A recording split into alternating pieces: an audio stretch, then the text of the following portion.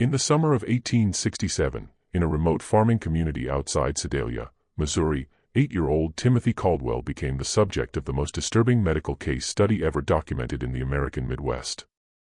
The region's only physician, Dr. Samuel Harding, filled 3 leather-bound journals with observations of a child whose behavior defied every principle of human nature known to 19th-century medicine. To casual observers, the boy appeared normal, even charming.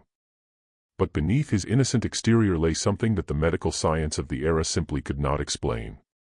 For 6 months, 3 people died in accidents around Timothy Caldwell, along with dozens of farm animals found dead under mysterious circumstances. 11 people in total had all in some way crossed paths with a child whose smile never reached his pale blue eyes. Sealed by local authorities, the official records were hidden away for over a century.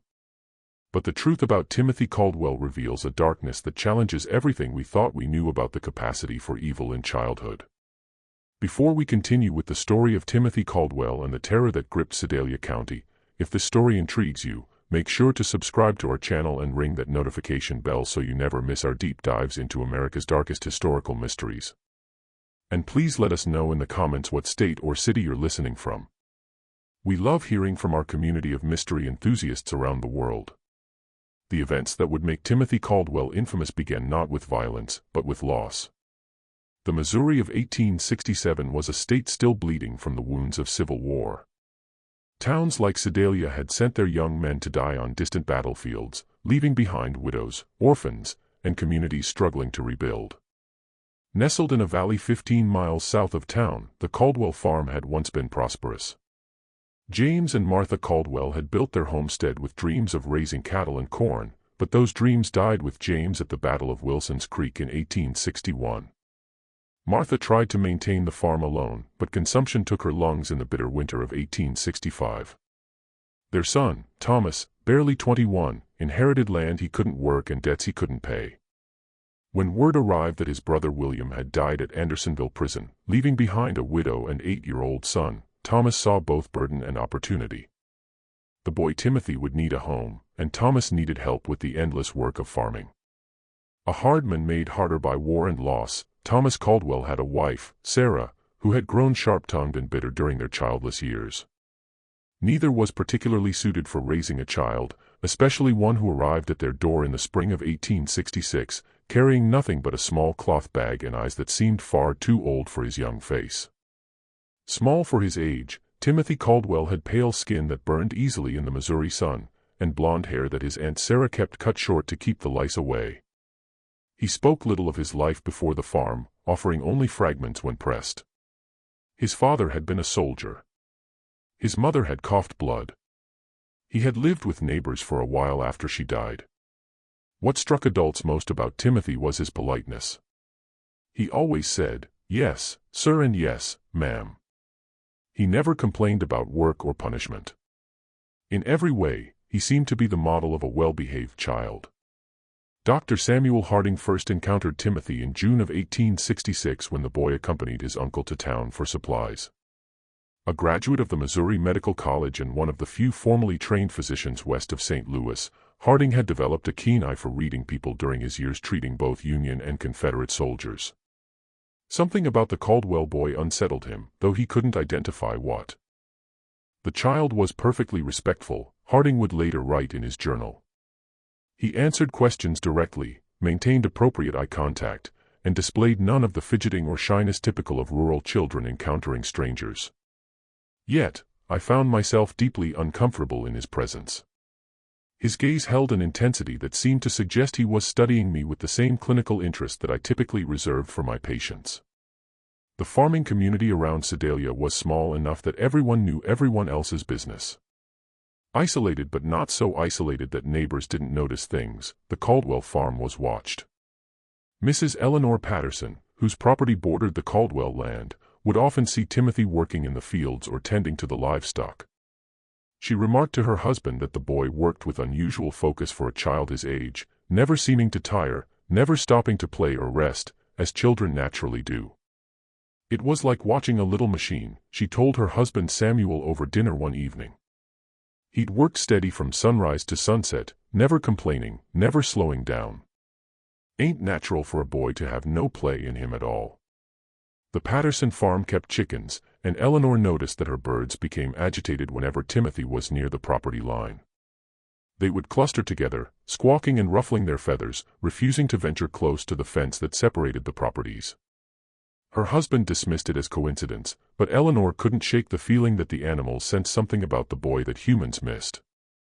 The first death occurred on a sweltering afternoon in August 1866. Little Mary Fletcher, age 5, was the daughter of the town blacksmith and known throughout the community for her bright laugh and tendency to wander. She had been playing near Willow Creek, a shallow stream that ran between several properties, including the Caldwell farm.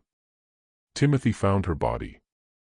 He arrived at the Fletcher home just as the family was preparing for supper, his clothes damp and his face pale with what appeared to be genuine distress. "Mrs. Fletcher," he said, his voice steady despite his obvious agitation. "I found Mary by the creek. She's not breathing."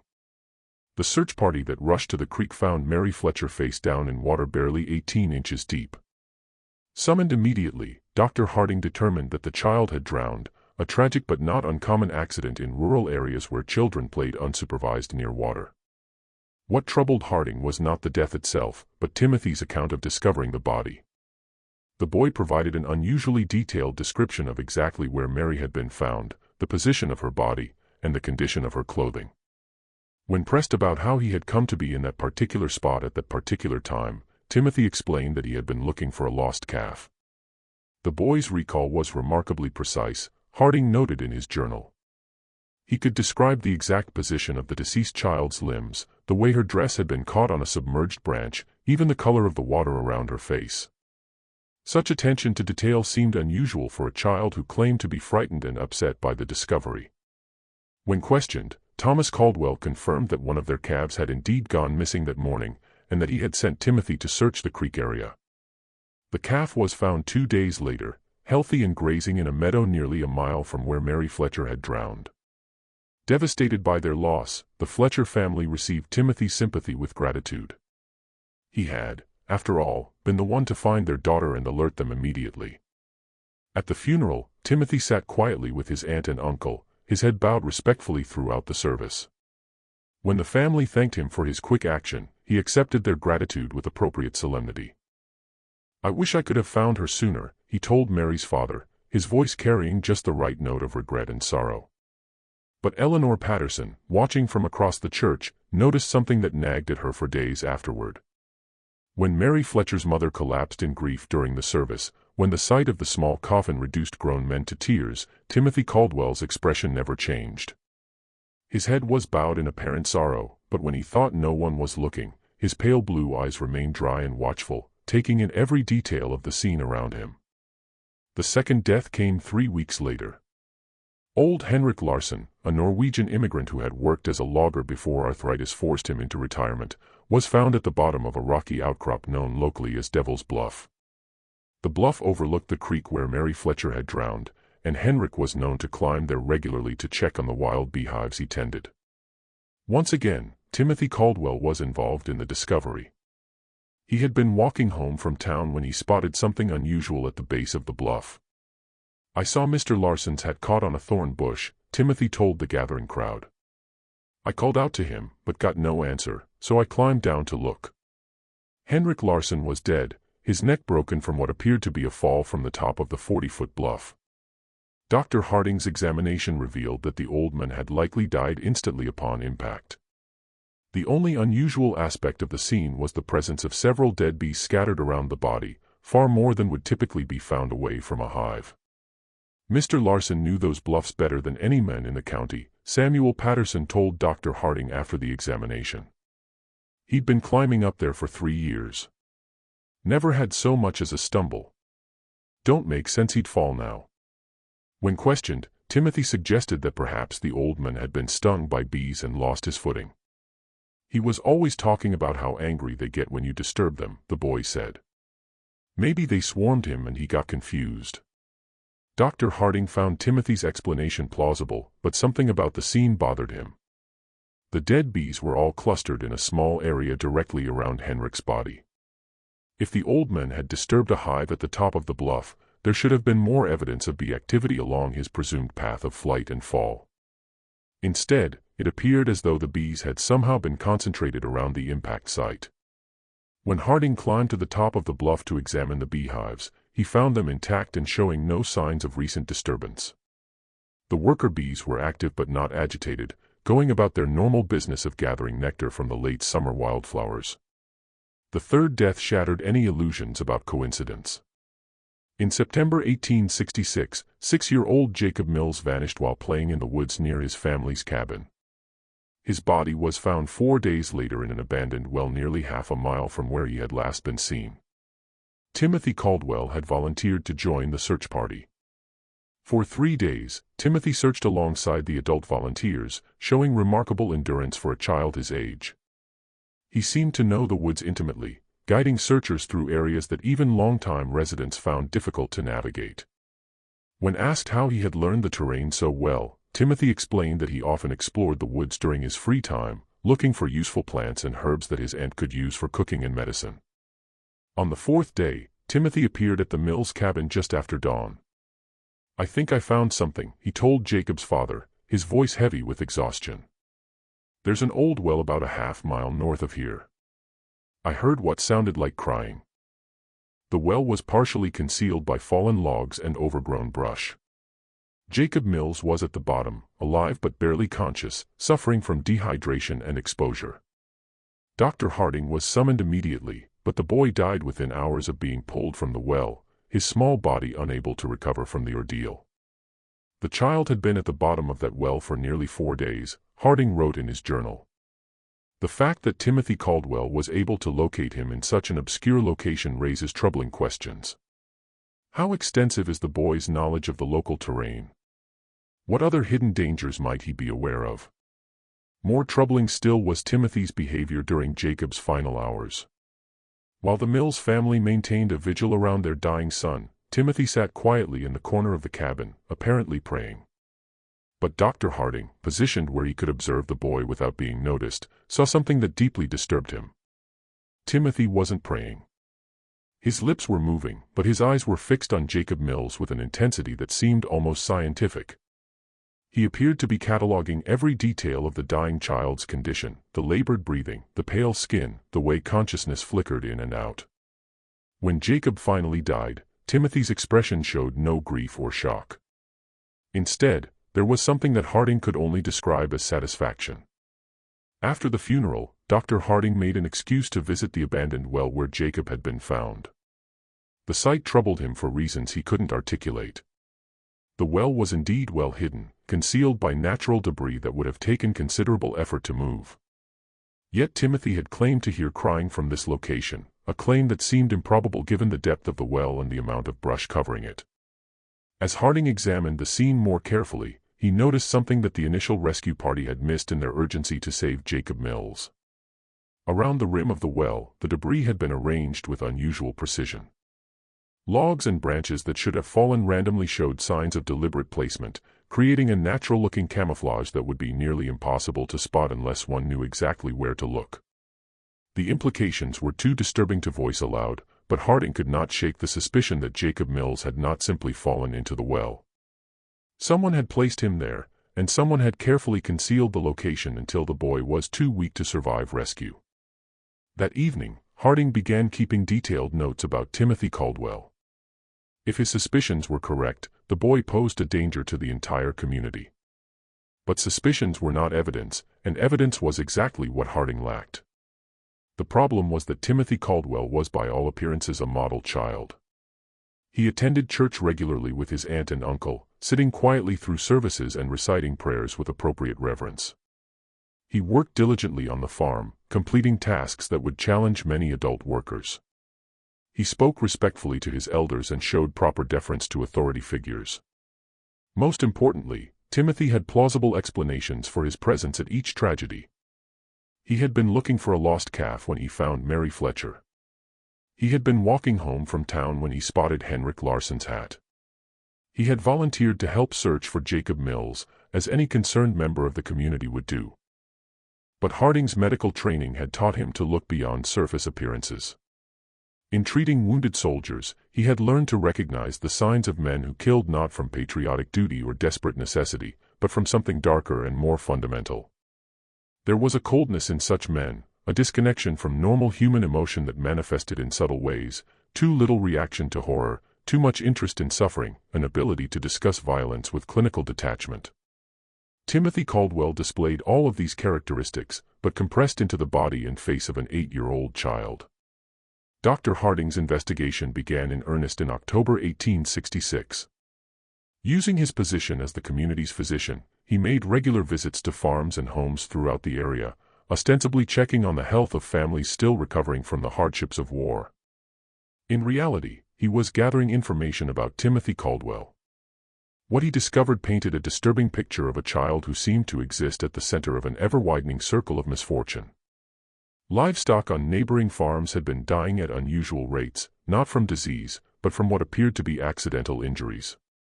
Chickens were found with broken necks, apparently killed by foxes that left no other signs of predation. Pigs suffered mysterious wounds that became infected and led to death. Horses developed sudden lameness that forced farmers to put them down. Mrs. Eleanor Patterson confided to Dr. Harding that she had lost 17 chickens in the past 2 months. "It's the strangest thing," she said. "They're dying 1 or 2 at a time, always found in the morning with their necks broken clean. My husband thinks it's foxes, but I've never seen fox sign around the coop. And the way they're killed, it's too neat, too." When Harding examined the most recent casualties, he found evidence that supported Eleanor's suspicions. The chickens had been killed with precise force applied to specific points on their necks, a technique that required considerable knowledge of anatomy. It was not the random violence typical of predator attacks, but something much more deliberate and controlled. Similar patterns emerged on other farms.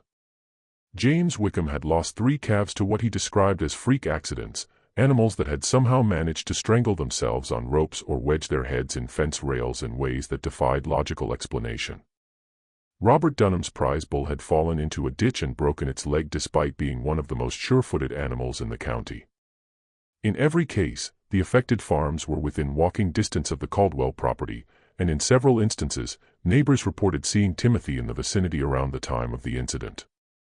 "I saw him walking along our fence line the morning before we found the calf," James Wickham told Dr. Harding. "Thought it was odd, him being so far from home, but the boy was always polite when he saw me, waved, and called out a greeting like he was taught proper." Dr. Harding also began paying closer attention to Timothy's behavior during his routine medical visits to the Caldwell farm. The boy was always present during these visits, standing quietly while Dr. Harding examined his aunt and uncle for the various ailments common to farming life. But Harding noticed that Timothy watched these examinations with unusual interest, asking questions about anatomy and medical procedures that seemed advanced for a child his age. "How do you know if someone's really dead?" Timothy asked during one visit, his tone casual as if discussing the weather. "Sometimes people just look like they're sleeping." When pressed to explain his curiosity, Timothy said he was concerned about being able to help if someone was hurt while he was alone on the farm. "Uncle Thomas says I need to know how to handle emergencies since we're so far from town," he explained. The explanation was reasonable, but something about the question disturbed Dr. Harding. There was a clinical quality to Timothy's interest in death and injury that went beyond normal childhood curiosity. The boy asked about the mechanics of dying, how long it took, what signs to look for, whether people could survive various types of trauma with the same detached interest that a medical student might show when studying cadavers. During these conversations, Harding began testing Timothy's knowledge with deliberately false information, claiming that certain injuries were fatal when they were not, or that specific symptoms indicated particular conditions. Timothy never challenged these false statements directly. But Harding noticed that the boy filed away every piece of information with remarkable retention. More disturbing still was Timothy's response to Dr. Harding's stories about treating wounded soldiers during the war. While most children showed appropriate shock or sadness when hearing about battlefield injuries, Timothy listened with rapt attention, asking detailed questions about wound patterns, blood loss, and survival rates. "Did they scream a lot when you cut off their arms?" Timothy asked during one such conversation, his pale blue eyes fixed intently on Dr. Harding's face. "Or were they too hurt to make noise?" The question, delivered in Timothy's characteristically polite tone, sent a chill through Dr. Harding that he would never forget. By November 1866, Dr. Harding had filled nearly 2 complete journals with observations about Timothy Caldwell. The picture that emerged was that of a child who possessed an adult's understanding of violence and death, combined with a complete absence of normal human empathy. But documentation was not the same as evidence. And evidence was what Harding would need if he hoped to protect the community from what he increasingly believed was a dangerous predator. The opportunity to gather that evidence came when Thomas Caldwell injured his back during the fall harvest. The injury required bed rest and daily medical visits, giving Dr. Harding unprecedented access to the Caldwell household. During these visits, he began engaging Timothy in longer conversations, carefully probing to understand the extent of the boy's knowledge and the nature of his thoughts. What he discovered exceeded his worst fears. Timothy Caldwell had been conducting experiments on living creatures for months, possibly years. Using a combination of careful questioning and direct observation, Dr. Harding determined that the boy had been systematically capturing and torturing small animals, studying their responses to various forms of injury and distress. Timothy had mentioned a cave during one of their conversations, describing it as a place where he went to think and be alone. When Dr. Harding investigated the site, he found a carefully organized collection of animal bones, crude surgical instruments fashioned from farm tools, and a series of detailed drawings that documented various experiments in torture and mutilation. The drawings were the most disturbing discovery. Rendered with surprising artistic skill for a child, they showed rabbits, squirrels, birds, and larger animals in various stages of dissection and injury. Each drawing was accompanied by notes written in Timothy's careful handwriting describing the animal's reactions, the time it took to die, and observations about which methods caused the most suffering. Subject remained conscious for approximately 10 minutes after removal of eyes, read one notation beside a detailed drawing of a rabbit. Vocalizations decreased gradually. Movement ceased after application of pressure to throat. Dr. Harding realized that Timothy had been using the community's animals as subjects for increasingly sophisticated experiments in cruelty. The accidental deaths on neighboring farms were actually the result of Timothy's desire to test his methods on larger subjects. But the most chilling discovery was a newer set of drawings that showed human figures instead of animals. These sketches depicted children and adults in various poses of distress and injury, each accompanied by speculative notes about human anatomy and potential methods of causing harm. One drawing showed a figure that was unmistakably Mary Fletcher, the first child to die. Another depicted Henrik Larsson. A third showed Jacob Mills at the bottom of a well with detailed annotations about the effects of dehydration and exposure on the human body. Timothy Caldwell had not simply been present when these people died. He had planned their deaths, executed those plans with methodical precision, and documented the results for future study. As Dr. Harding would soon discover, the horror in Sedalia County was far from over. If this story is giving you chills, share this video with a friend who loves dark mysteries. Hit that like button to support our content, and don't forget to subscribe to never miss stories like this. Let's discover together what happens next. Dr. Harding faced an impossible situation. The evidence in the cave proved that Timothy Caldwell was responsible for multiple deaths, but that evidence had been obtained through what amounted to a legal search. Moreover, the idea that an 8-year-old child could be a calculating murderer was so far outside the accepted understanding of human nature that no court would accept such a claim. The medical science of 1867 had no framework for understanding antisocial personality disorder or psychopathy. The prevailing belief was that children were inherently innocent, corrupted only by bad influences or traumatic experiences. The idea that a child could be born without the capacity for empathy or moral reasoning was literally inconceivable to most people. Dr. Harding knew that if he presented his findings to local authorities, he would likely be dismissed as a man whose mind had been damaged by too many years of treating war casualties.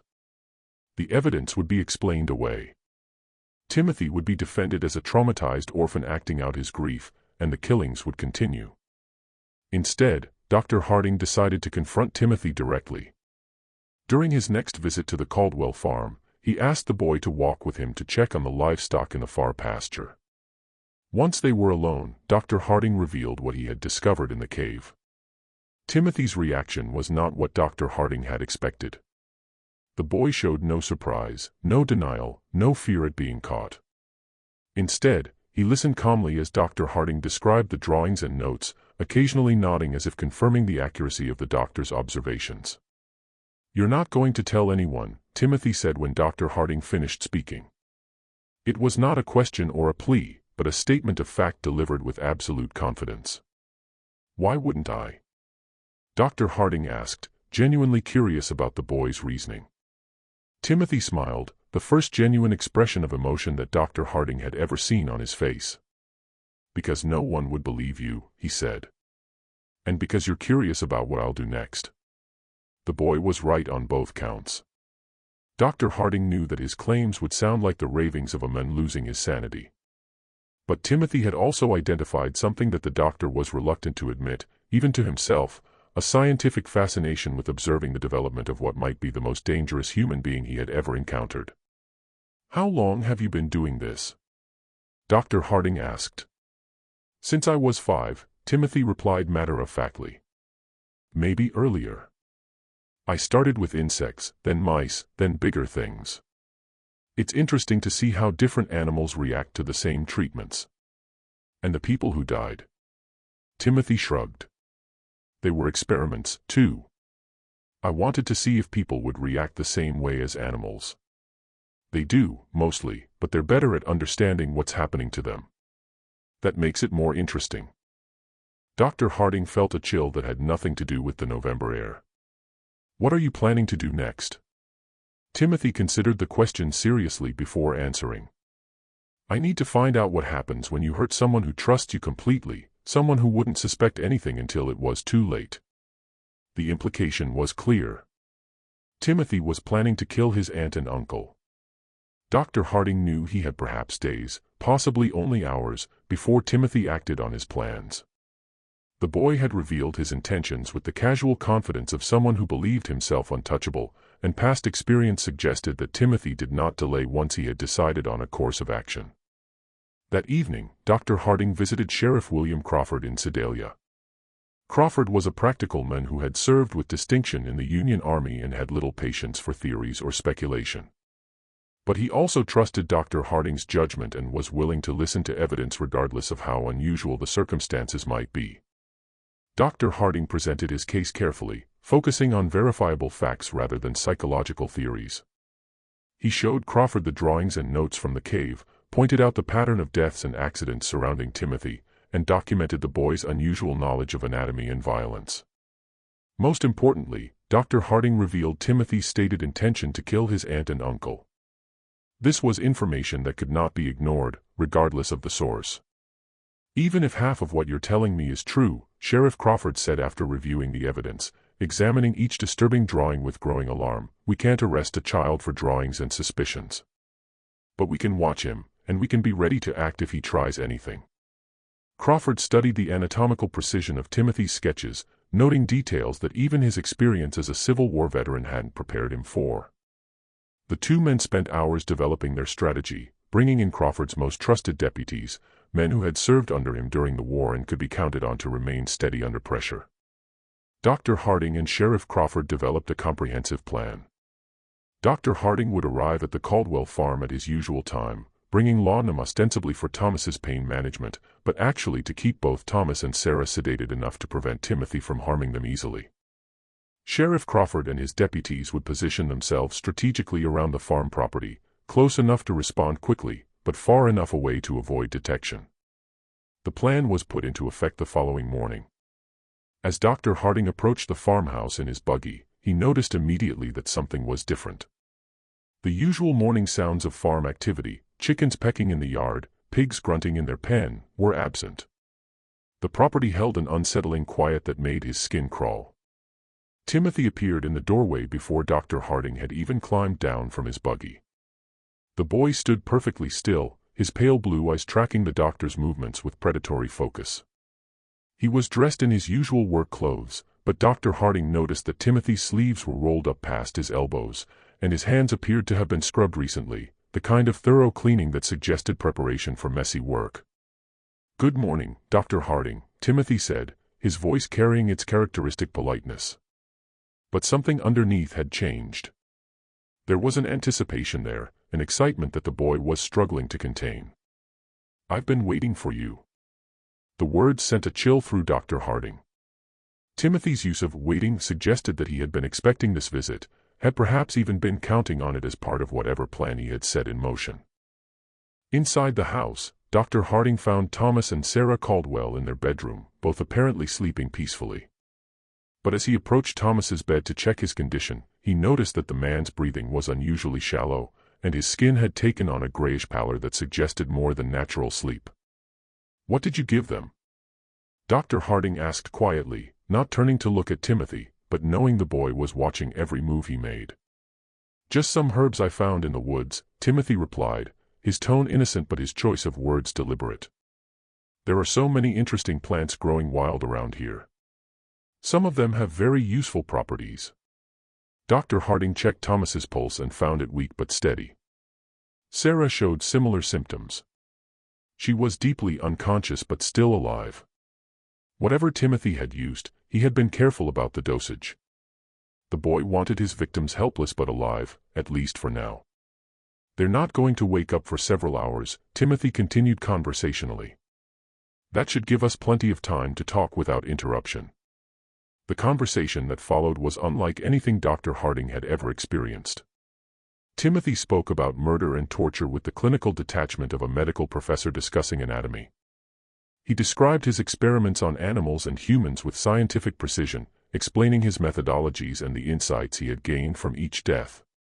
"Mary Fletcher taught me that drowning is actually quite slow," Timothy said, settling into a chair as if beginning a pleasant afternoon chat. "Everyone thinks people just slip under the water and disappear, but that's not how it works at all. There's struggling and panic and this interesting pattern of breathing attempts before the person finally gives up. I had to hold her down for almost 3 minutes before she stopped fighting." Dr. Harding felt his blood turn to ice. "You held her under the water?" Timothy nodded eagerly. "She was playing by the creek, and I told her I'd found a pretty stone on the bottom.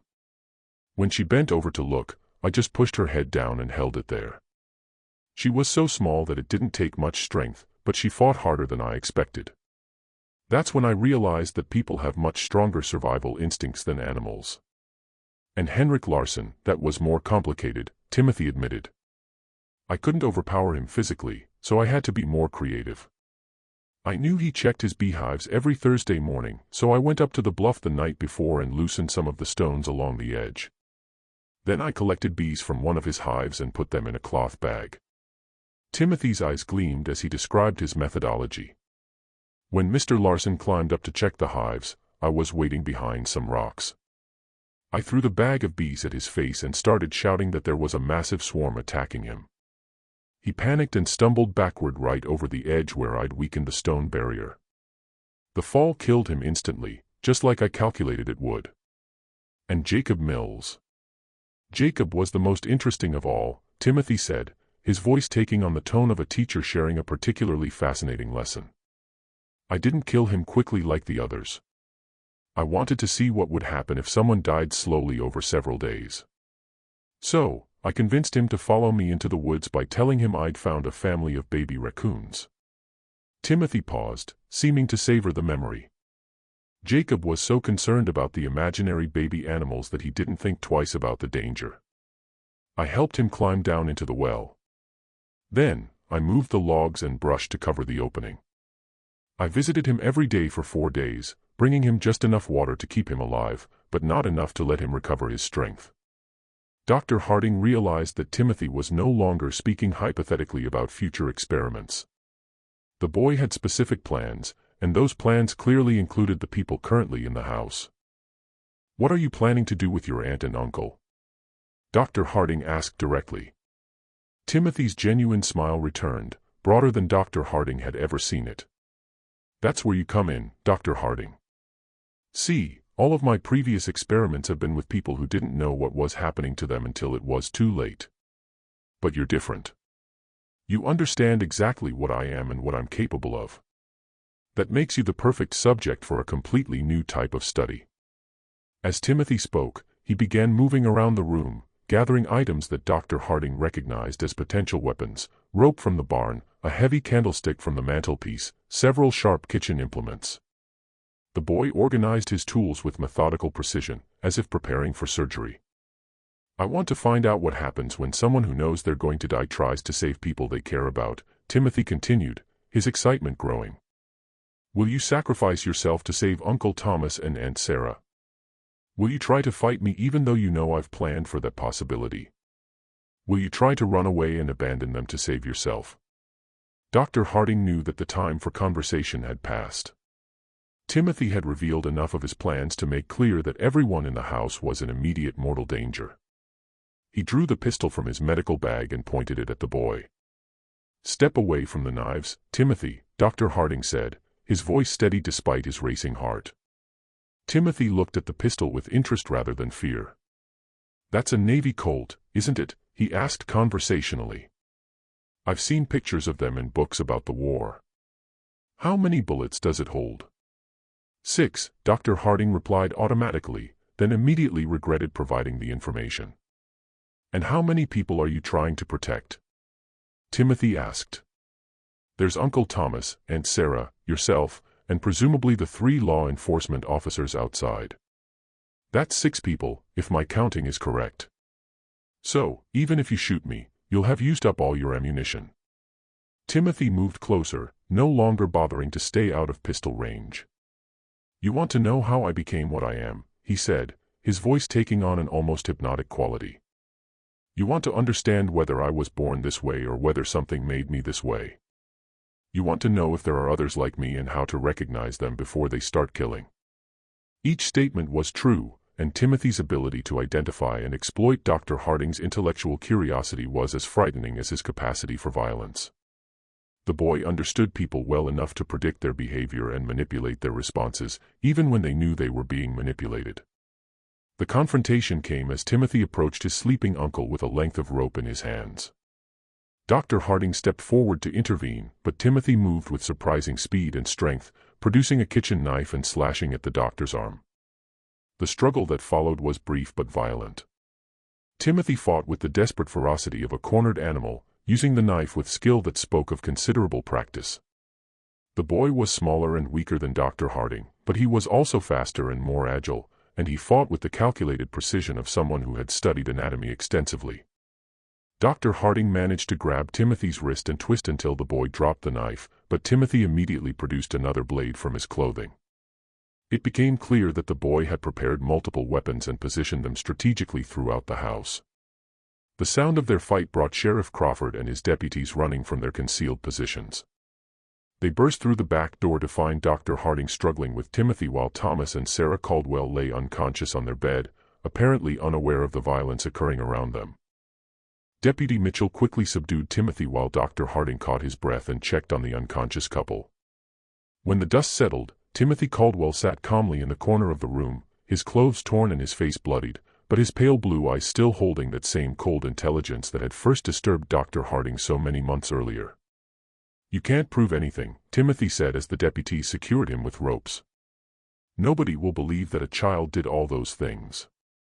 Sheriff Crawford looked down at the boy with a mixture of disgust and fascination. "Maybe not," he said.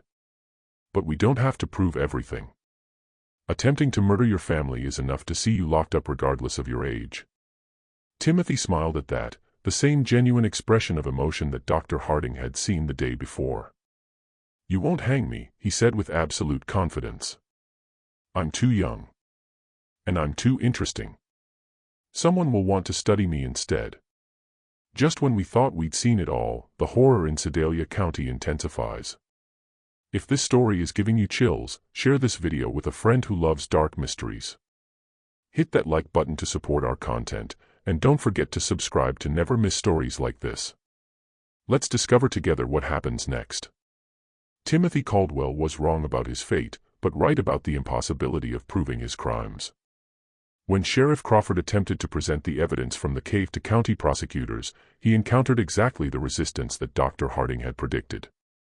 The drawings and notes were dismissed as the products of a disturbed child acting out trauma from his parents' deaths. The pattern of accidents and deaths was attributed to coincidence compounded by Timothy's unfortunate habit of being helpful during emergencies. The attempted murder of Thomas and Sarah Caldwell, however, could not be explained away. 3 law enforcement officers had witnessed Timothy attacking his sleeping relatives with clear intent to kill. Even the most sympathetic observers could not argue that an 8-year-old boy would attack family members with a knife unless something fundamental was wrong with his character. The legal system of 1867 had no framework for dealing with violent children. Timothy was too young for adult prosecution, but too dangerous for simple placement in an orphanage or reformatory. The case created unprecedented challenges for Missouri's justice system, attracting attention from legal scholars and medical professionals throughout the region. After weeks of legal wrangling and consultation with experts from as far away as Boston and Philadelphia, a compromise was reached. Timothy would be remanded to the custody of the Missouri State Hospital for the Insane in Fulton, where he would be studied and treated by the most advanced alienists available in the region. The decision satisfied no one completely. Prosecutors wanted Timothy tried as an adult for murder, while defense attorneys argued that no child so young could be held responsible for his actions. Medical professionals were divided between those who believed Timothy could be rehabilitated and those who considered him incurably dangerous.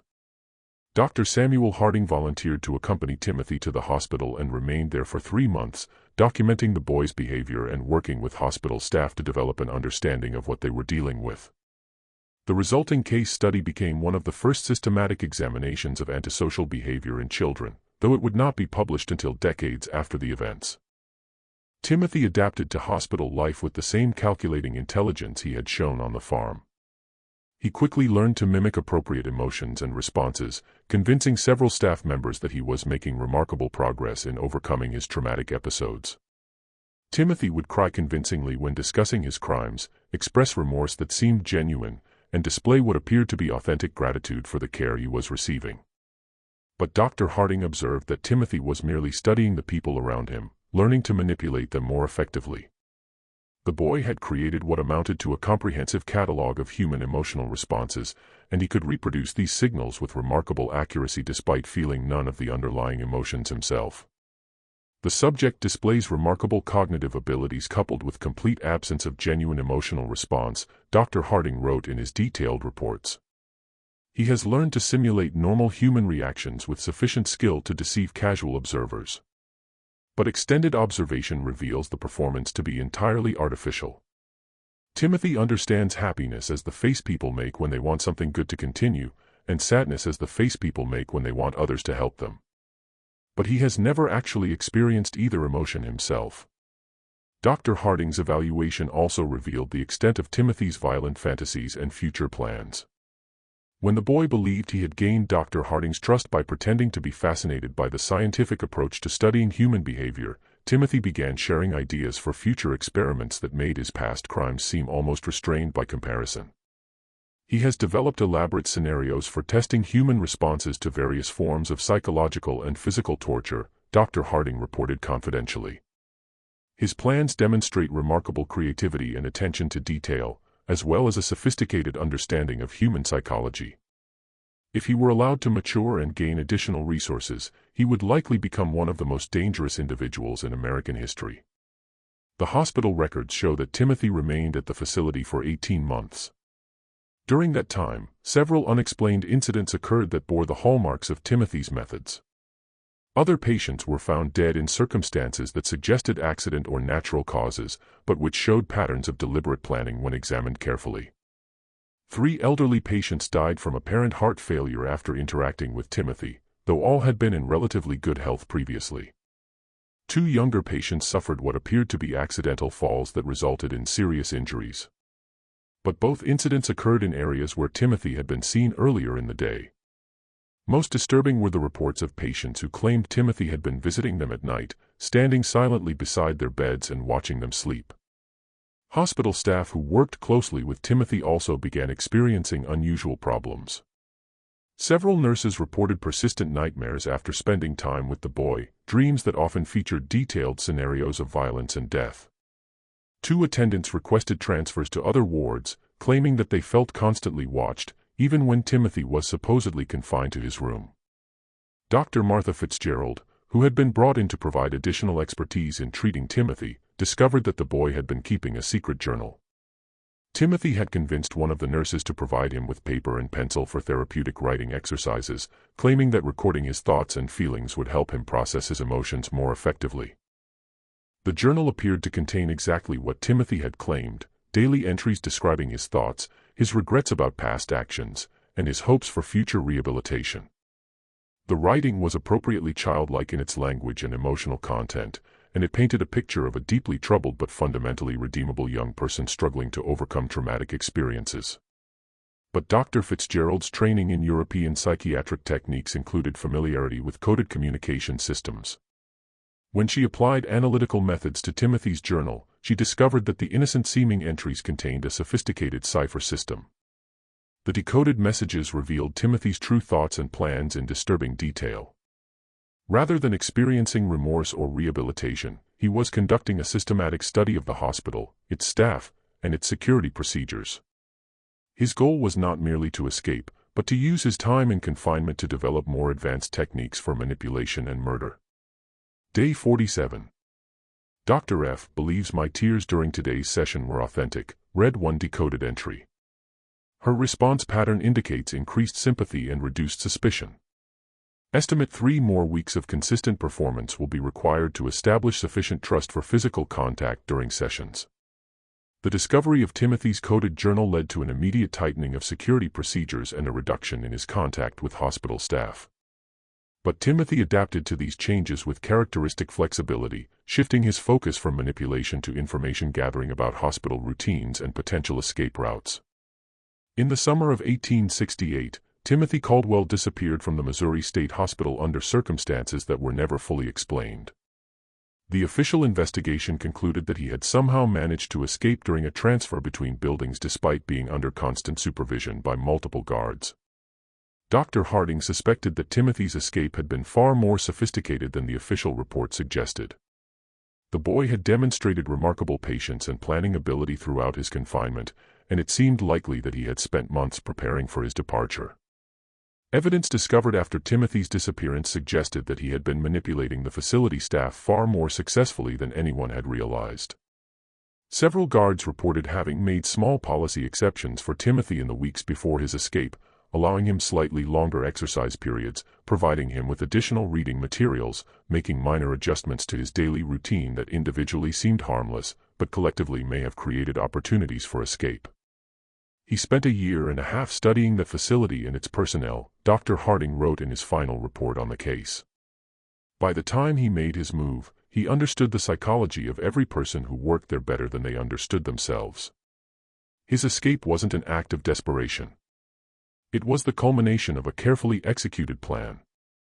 In the months and years following Timothy's disappearance, Dr. Harding began collecting reports of suspicious deaths and accidents throughout the Midwest.